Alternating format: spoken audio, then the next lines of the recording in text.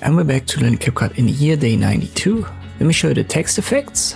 We have a simple clip, we add our default text, and on text basic we can change it. Let me call that effects.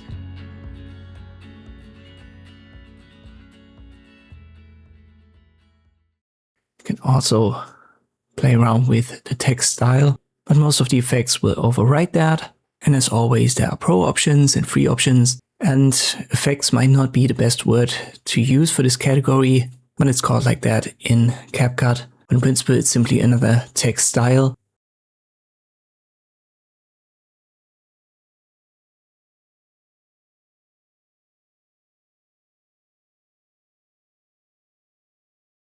You can see that just like the preset styles under text basic, and you can actually combine some of them. So if I give that like a yellowish background, and I can still go back to the effects and add that. It's gonna override the text properties. So under text basic, I've made that red and I've given it a bold style. So all of the stuff that the effect kind of overrides will vanish. But you can see here, the yellowish background, it actually stays because I've given that under text basic. Some of these effects have background effects themselves, so be aware of that. It's a good idea to start with an empty preset and just go over to effects, pick the one that you like and edit.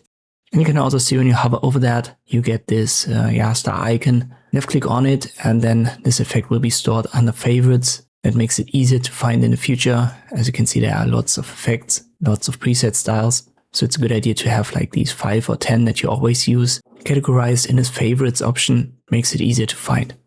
And that's all there is. As you can see, it's a simple one-click option for these effects. I would rather call them more style options, but they're called CapCut effects. I hope this video was helpful, thank you for watching, and I'll see you next time.